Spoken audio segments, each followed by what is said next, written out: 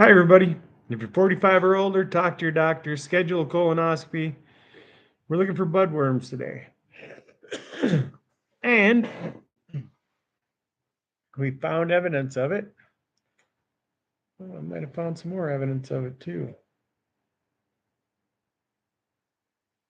All right, here's another thing too. So along with what I'm doing here, this may not be an actual spot that I'm seeing here. I mean, this is a spot that I'm seeing, but this may not be the evidence I'm looking for, but it's similar. This might have been a high stress fracture here, but what it also looks like is the same thing I'm dealing with now. These budworms, they'll penetrate or put a little hole in there and penetrate your stem. And like this might be one right there. Doesn't look the same though, really. There should be a hole there. And then the stem will swell up a little bit. And I'm guessing that's where the budworm starts out. And then he infiltrates your bud, and that's where you get your mold. This is the hole from the culprit we'll be looking at today. All right, so look for that swelling and look for a black dot right underneath the leaf petiole. So your um, fan leaf here, the petiole is the stem, and right where the stem connects to the plant is where that is here. You can see right at the bottom of that hole is where the branch was. And that's where the bud connected. So he's got a perfect access right to your bud. And then he's got several other ones right next to it. Anyways, this one here is still good because I found the budworm in the bud that was here. This is what it looks like on the bud. So if you don't see that little hole, what you're going to be looking for is that brown spot. It's about the size of a pencil eraser. Right there. And when you open that up, those pistils, or whatever you want to call them, the hairs, will flake off. And that'll tell you they're not connected. And why aren't they connected? Because there's a little son of a bitch down in there. Where's that camera at? Right there. Eating the bottom of your pistils. The rest of them are going brown and falling off. Or what's left over is going brown and falling off. All right, now we're going to open this bud up.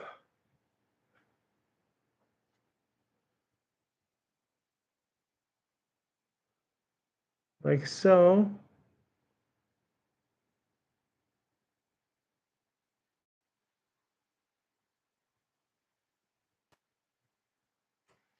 Take a look here quick.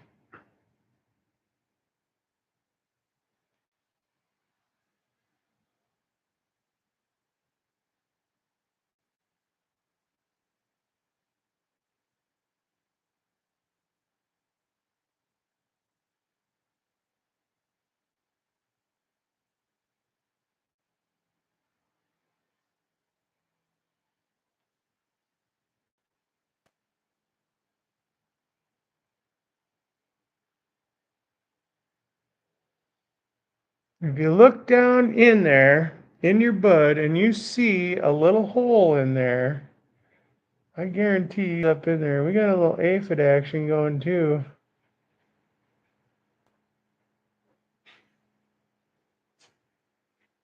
But, I mean, we're going organic with this stuff, so you got to be on top of it.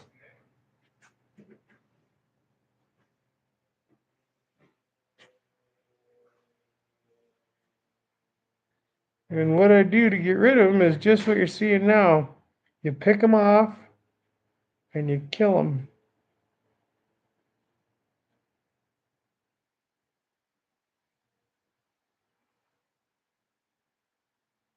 This one is way down in there. There he is. You ugly fucker.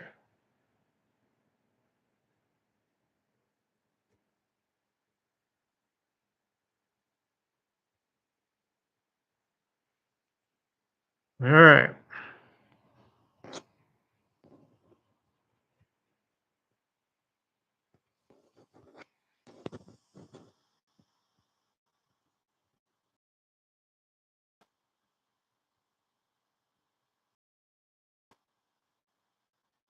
All right, there he is. You can see him plain as freaking day.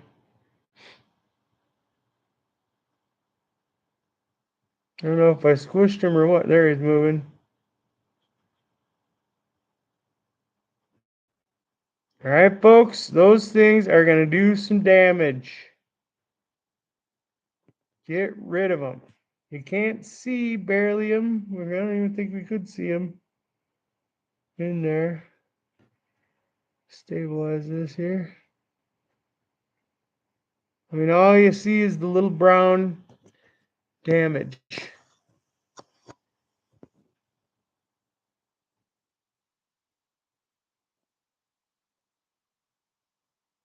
But he's in there. And we're not bugging him too much. He's just going to town. They're going to keep going to town. So, from what I understand is caterpillars are, sorry, I know that bright light shine in my eyes, can't see shit. Caterpillars are the larvae from moths and butterflies. And from what I've seen, for moths and butterflies out where I have my plants, they're either the white ones or the blue ones. There he is there. Oh.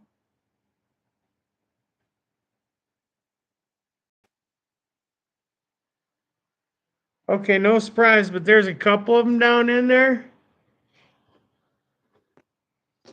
I don't know if we can see anymore. Yeah, well. Oh, I get this. This is a different bud, but well.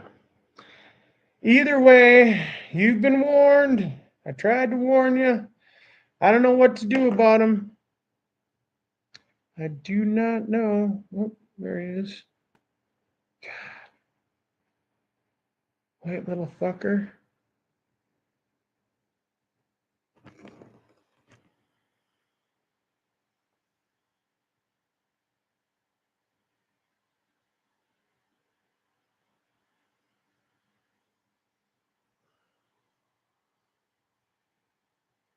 Bastards.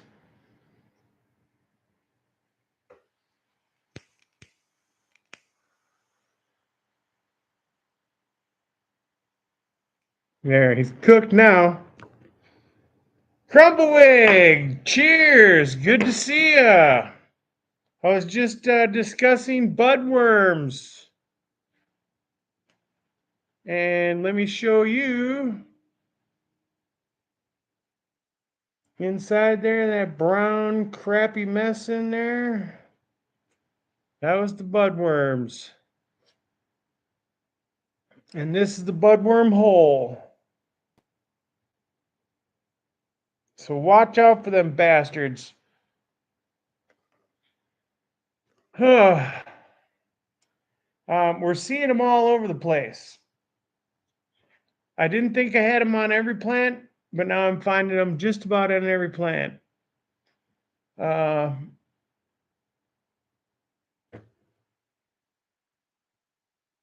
Pretty much. I mean, they're not on every bud, but they're, there's evidence slowly showing itself all over the place. And now that I know to look for those holes in the stem, they'll be a little easier to find and to get rid of. I don't think because I'm not seeing those holes everywhere.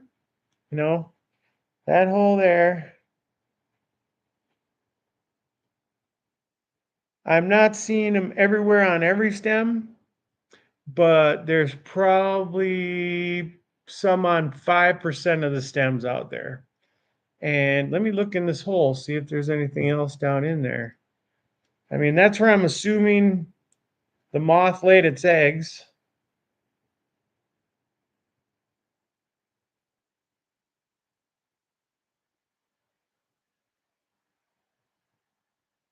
In that crook there.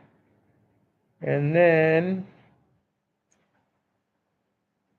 the little critter did its deed. Yeah, it looks like he just ate around that stem. I don't know, but you got to stay on top of them. Look for those little pencil eraser sized brown spots on your buds. What it looks like to me, you know, if the whole bud was brown like that, I would, okay. If the whole bud was brown like that, I would assume it was just the bud doing what it's doing. But since it's just one little spot on there, I was suspicious. So I kind of flicked at the little brown spot and the hairs started falling off. That told me that they weren't connected to anything and that something was eating them. So I got my loop out, removed those hairs.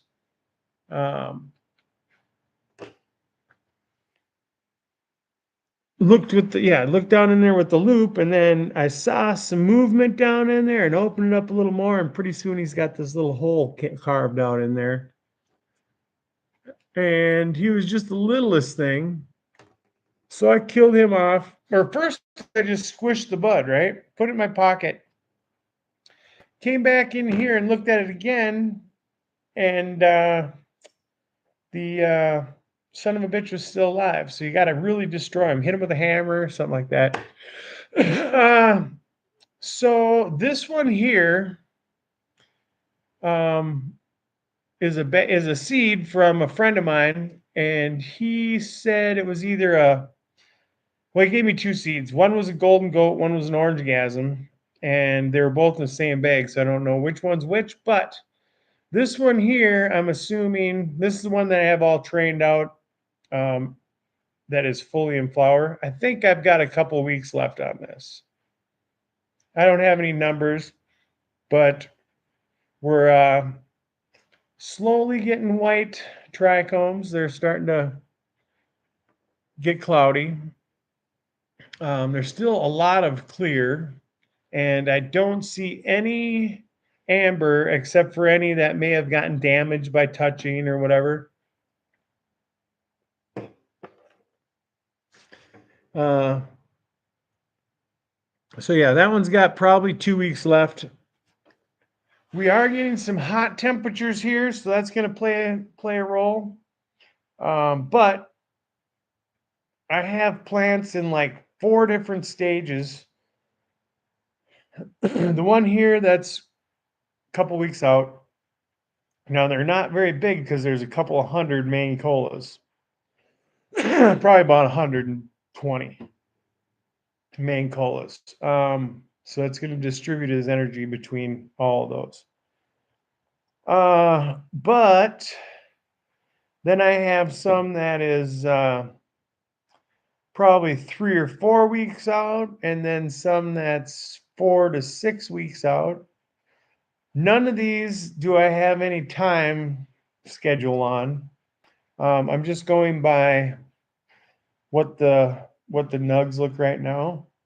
And with my bigger plants, those seem to go a little bit slower than any smaller plants. My smaller plants, regardless of whether they're really indica looking or whatever, they're all in more advanced stages, like 2 or 3 weeks out, maybe 4.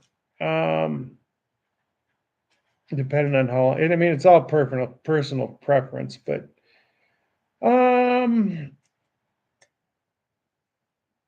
yeah, I don't know. Shoot. I mean, I've known about these budworms for a couple weeks now, so I'm not as alarmed as I first was. I've been going out and hand picking anything that looks suspicious. And I haven't been seeing any moths back there, so that's a bonus to me.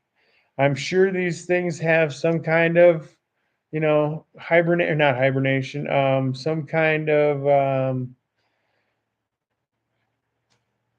life expectancy as far as how long it takes to flower. I mean, how long it takes to hatch out of its egg. So I'm assuming that anything that has been laid in these plants by now, if we're seeing some growing, I mean they're showing signs that they've been around for a little while. As far as they're getting bigger. So, and with not seeing any more moths to lay eggs, I'm assuming that what I'm seeing is probably the extent of the problem. So the couple buds that I have left on there that maybe have something going on, I'll be able to monitor those easily.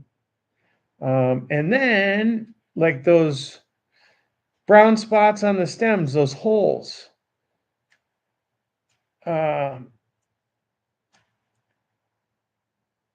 those are easy to spot. Now that I know what to look for, I mean, with a little bit of inspection time, and my plants are short and able to be seen pretty easily from just standing next to them.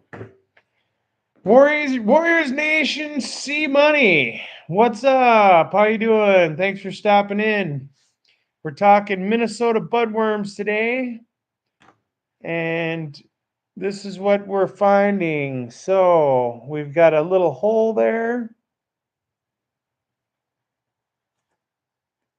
and what we're finding is little pencil eraser size brown spots on your tips of your buds. So if you got a bud like that, okay, and this is pretty easy to spot, okay, any of the white like that, if you have a brown spot anywhere on your, let's call it tip or whatever, and you can see them down in your buds too, but if you see brown spots in there of your pistils, you got a budworm.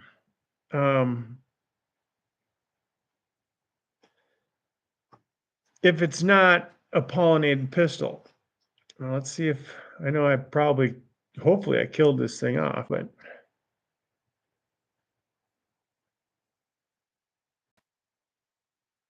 I mean, there could be several in there.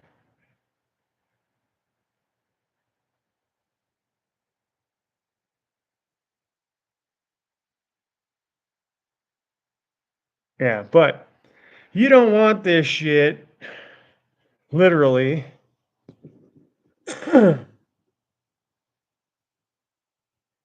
With your buds that you're freaking harvesting. Let's see if I can get that on there right.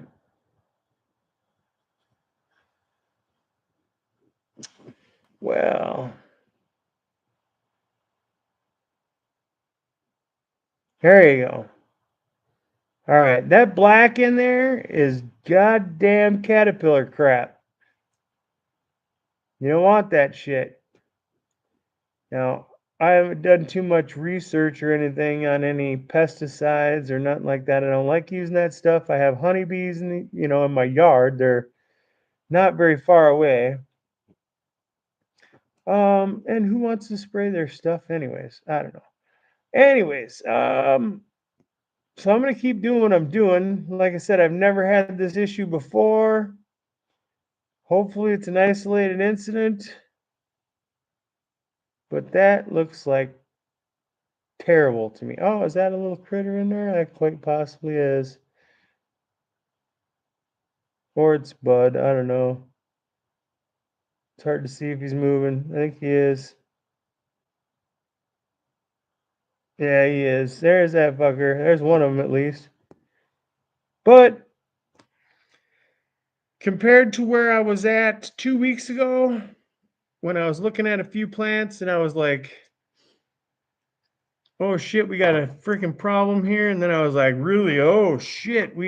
I've never seen this before. And now I'm seeing it on multiple bud sites. You know, is this going to progress? This will make good food for your night crawlers too, by the way.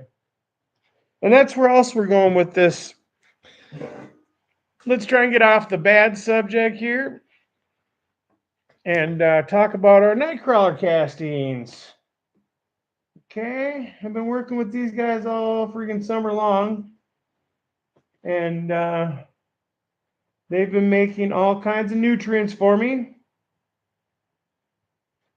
These nightcrawlers are hand picked out of my yard in the spring.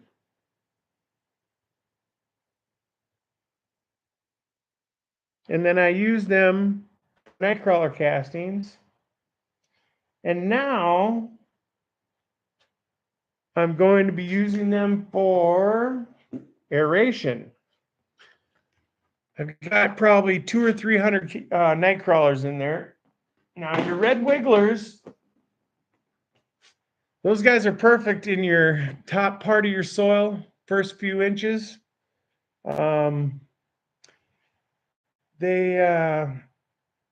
They make your nutrients for you and stuff like that. I mean, so will night crawlers. I mean, you're going to get a different kind of nutrients from those, but they're the diggers. They like being lower in the pot during the day and then come up higher at night. So they're going to be going up and down until they either escape or die. If you're using a bunch of salts for nutrients, it's probably going to kill them after a while, but they're going to live for a while. And then they're just going to turn into nutrients. So they're just going to dig up and down and aerate your pots for you. I have my plants, half my plants are in pots, half are in the ground. The ones in the pots do get root bound. I mean, I got a 30-gallon pot with a small plant in it, but it's got huge roots, and it's root bound. It was root bound to the point to where it was hydrophobic last week. So what I did in a pinch, and then not really in a pinch because I do this all the time, but to say fool your plant into thinking that it's not root bound, what I do is I have a big ass brass screwdriver that's about as thick as my pinky finger that I'll stab down in the roots like 6 or 8 times the first couple times a week. And that will open up space for water to get into. And it'll also open up space for your roots to grow into. Now, I'm not familiar with any indoor hydro or anything like that. I've only grown in dirt or potting soil or whatever you want to call it, whatever it is. So I don't know if people say you don't want to damage your roots. Fine, don't damage your roots. I'm damaging my roots every year. And I haven't had an issue with anything bad about it. And it has always improved the ability of the potting soil of the pot to take in that water and nutrients and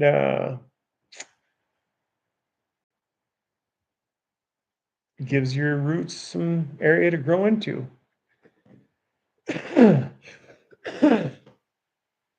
Other than that, that's basically all I wanted to pop in here to say. I mean, I wanted to show everybody what those damn critters look like. I'm glad we got to do that.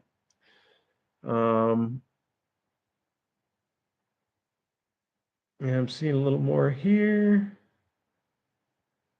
What I would suggest is you take the bud that is infested or that is, has the hole in it, whatever. Anybody just checking us out? This is what we're talking about today. That's a hole in the stem. I'm finding several holes in stems right at the anchor of the petiole of your fan leaves. And when you investigate a little further, you find, or well, either two signs. You see the holes in the stems, or the top of your bud here will have a brown spot about the size of a pencil eraser. And then when you pop into that bud,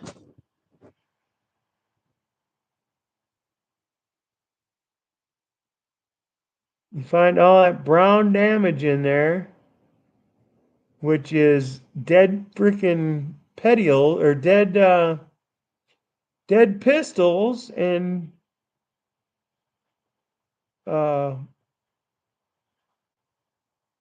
what do you call it? Caterpillar crap, budworm crap. So inspect your plants. The holes in them that I'm finding are within probably 6 or 8 inches of the top of the bud. I'm assuming that, 2 or 3 weeks ago that egg got deposited in there, and now they're hatching. So the last 2 weeks, I've been finding little brown spots in the tips of your buds.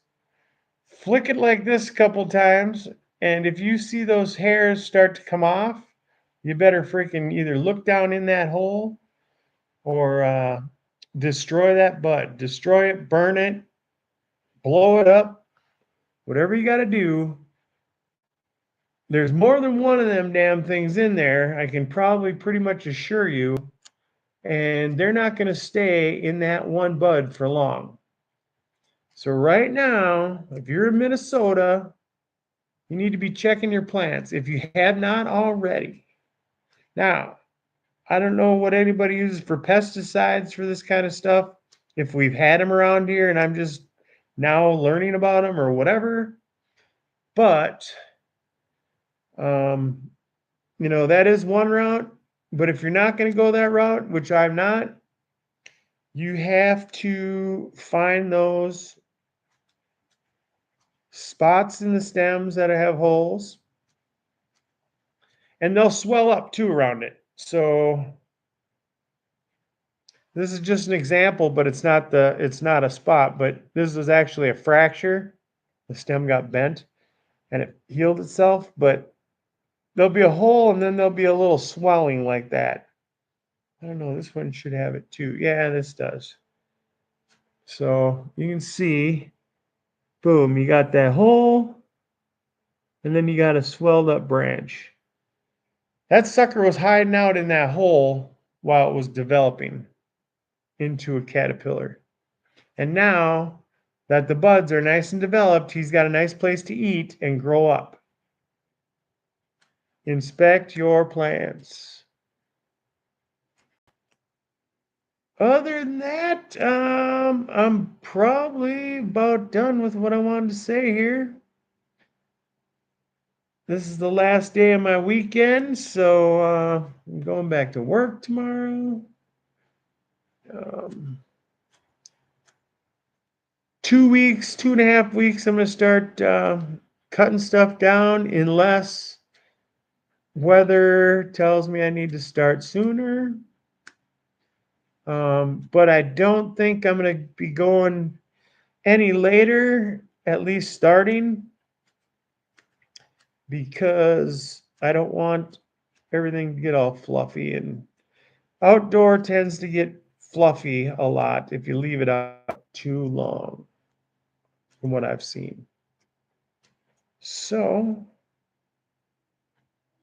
I don't see any more brown on these. Let's see.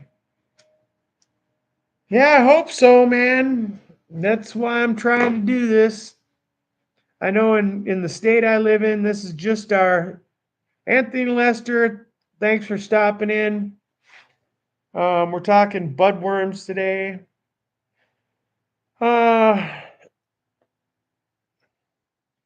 Since Minnesota is such an early or new grow, I think that's part of the problem.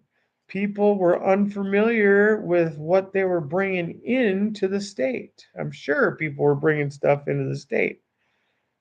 And then, people are popping seeds and unaware of what to look for. They're thinking it's just, stick some stuff in the ground, which for the most part it is. These plants, as long as they're watered, will grow, and they will grow something. Now, whether they're male or female, that's, up to the plant, but you're only going to find what you're looking for, unless you're a breeder. You're only going to find what you're looking for in a female plant. And a lot of people don't know that either. I mean, that brings up this. If anybody is in the area and they want to give up some of their old equipment, I'm going to be teaching, or I have, if you've seen the video with my buddy Aaron, he's this is his first grow this year. And he did a fine job. He's still working on it too. I mean, he's got the same genetics I do, and he's not going to be finishing up for several weeks either. But he may be willing to be a genetics bank for me. I am unable, because of landlord renter issues, unable to grow where I live. So I have to rely on friends. A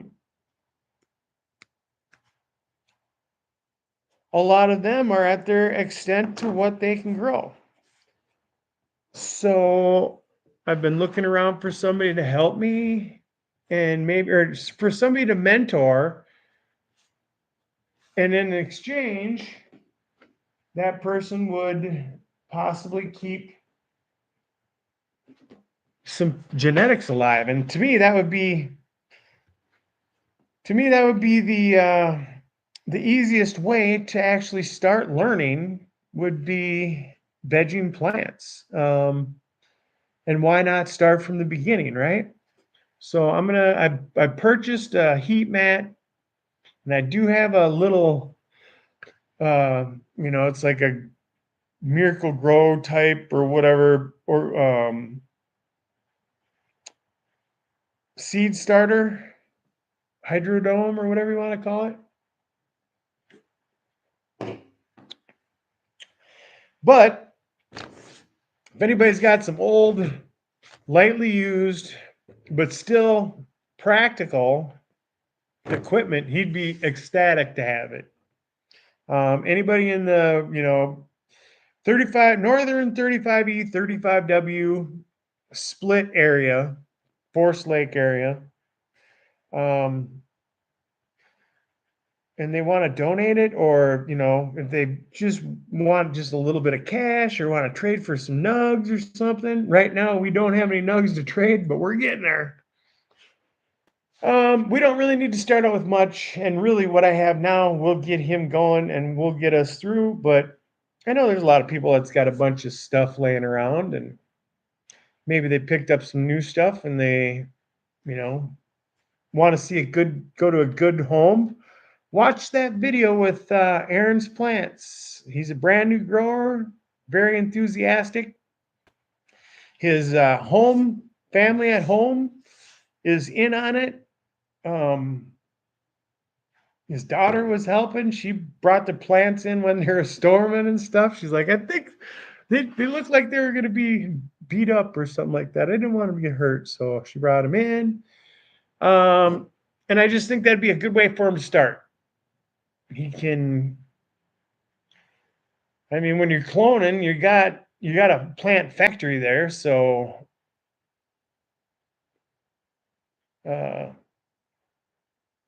Oh, it's on my channel here. It's Krogan. But the name, it's the video's Aaron's First Grow, I think I called it or something like that. Uh yeah, but he's a good dude. Neither of us have a lot of money to spend on any of this stuff. That's why you see me making my own nightcrawler castings, my own fertilizers. My clone dome was a 5-gallon pail.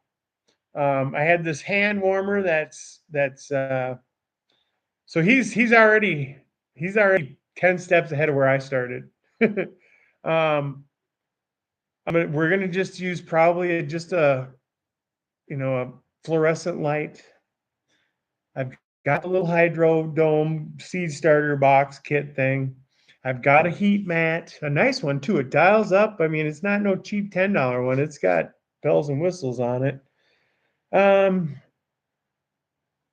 and is and I know he's willing to do it. Now, whether it works out, if he's got a space for it or whatever, I don't know. I'm sure he probably does have a little bit of space for it.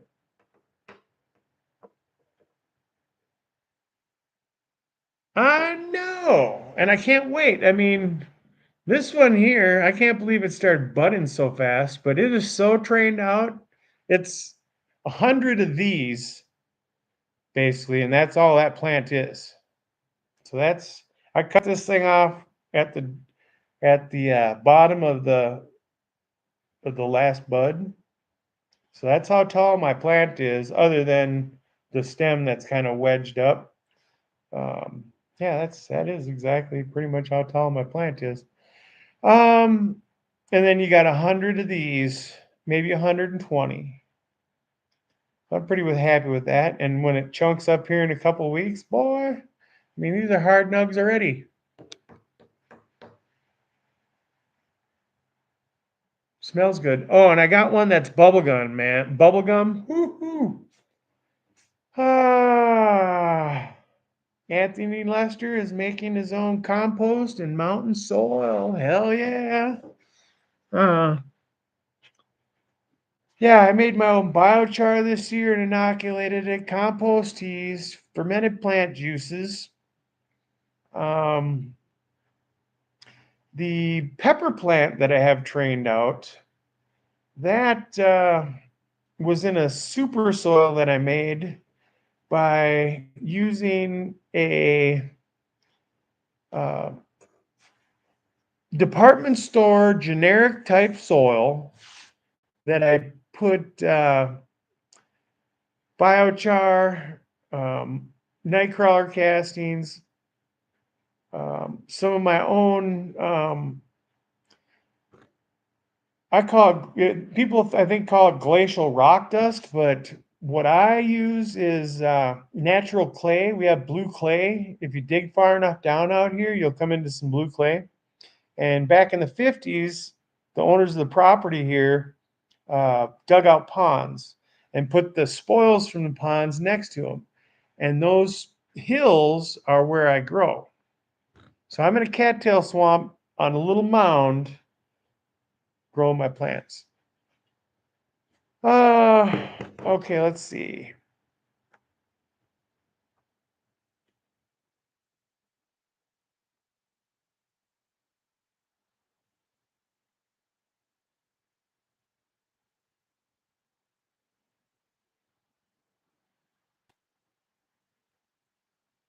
Nice.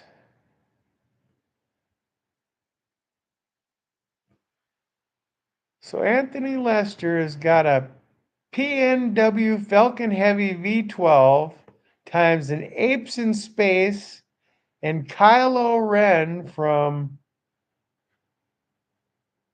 Third Eye Strains. That sounds cool. Hell yeah.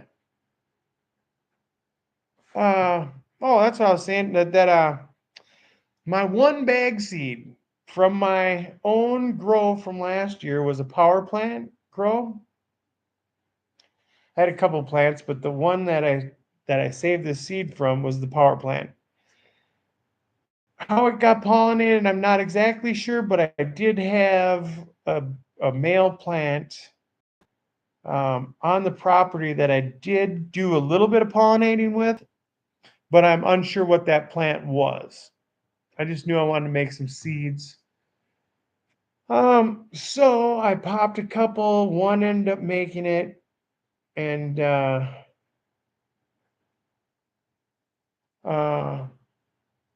it's big around, it shouldn't be as big as it is because I did train it for a bit, but it has got the best bubblegummy terp. It's just starting to flower now, so it's probably at the middle of week 1 of flower. But the stem, I've never seen a stem so sticky. Is touch it and go like this and go, and your fingers stick together. So that one, as long as it's not completely infested with budworms, should be a damn good plant. And now, not that exact, you're not that, bugs are a completely bad thing either. I don't know what this bug's going to do to the pot or the plant. It could signal something to it that makes it get freaky and fucking frosty. But what I don't want, what I'm going to be now, like I said, I'm going to start setting up my buddy to grow, and he's going to keep the nursery basically around the mother plants. So he's going to be learning cloning, and I'm going to be doing it on here. So I'm going to start some plants in the next couple of days, take some cuts off of what I have. Start them with the system, and then as I'm doing these steps, I'm going to record them, get them on YouTube.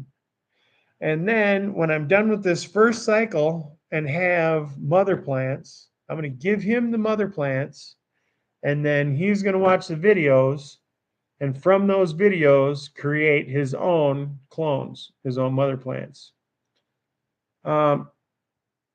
So he is getting my free knowledge and keeping these plants alive to where we can have these plants next year. If anybody's not familiar, you can make clones, many of them if you want. Grow them indoors, outdoors, whatever. But come spring, we'll have our starter plants to put out for our next year's grow. And he is going to be able to keep those genetics.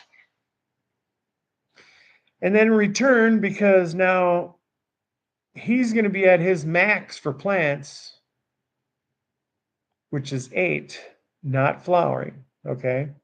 So he can't have 8 of our genetics on his property and grow 4 plants to flower. That's no bueno. So I'm going to grow, because I can grow huge fucking plants, and then give him what he needs for his medicine. And then he's gonna pay the electricity basically and put the time in. Now that doesn't mean I'm not going to go over there and help him if he needs help, but let's see.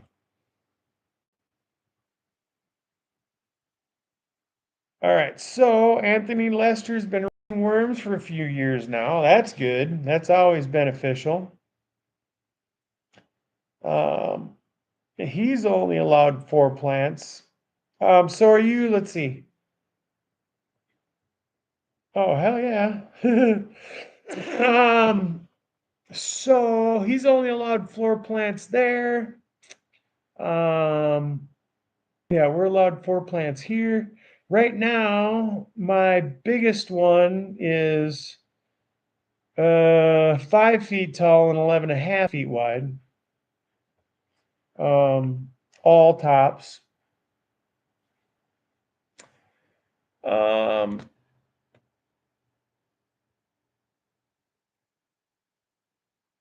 Yeah, I don't know. I think I've got the budworm problem, at least on top of monitoring it. Christ, I can't even talk tonight.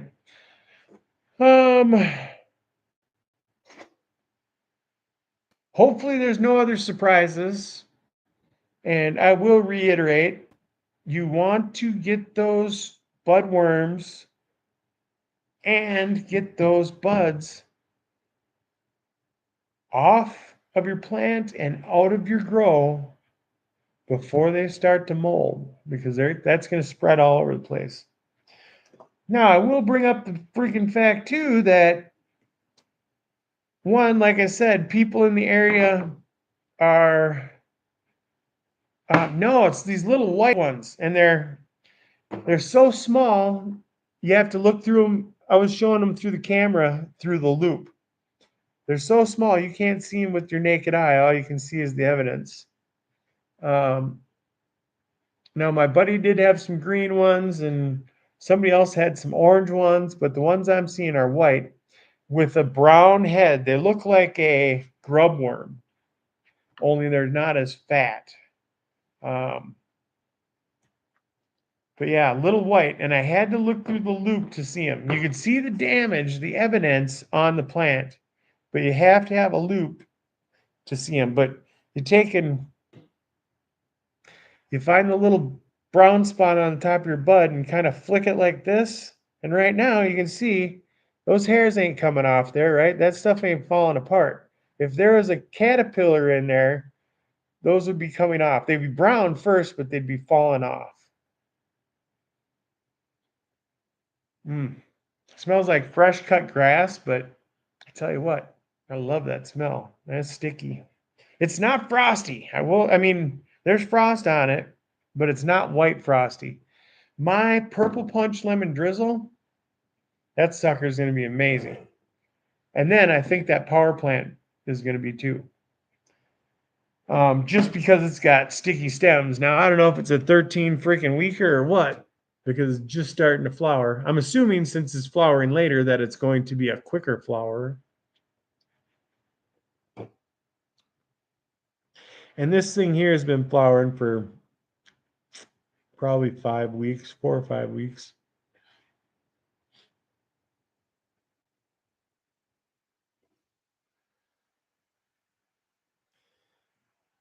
This is the trained out one in my videos, that is about waist high.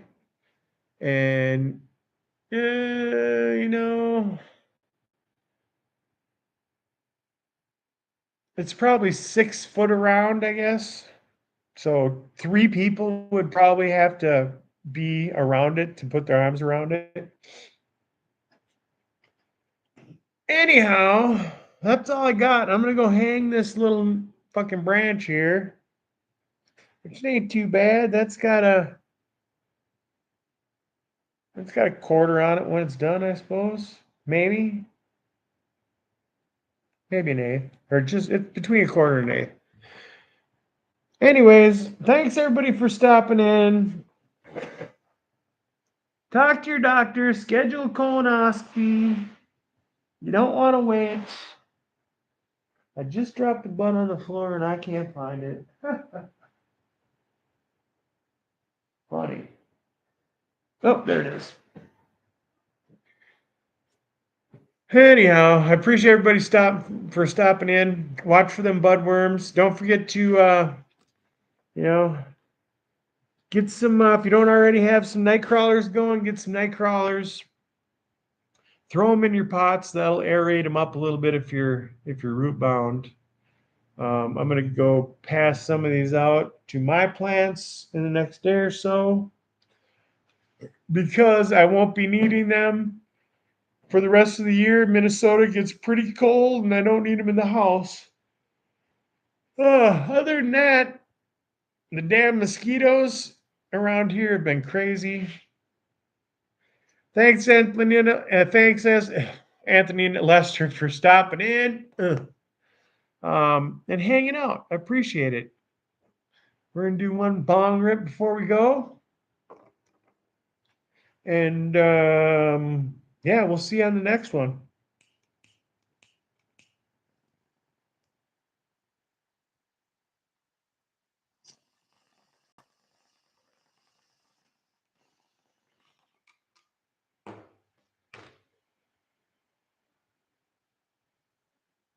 Bye.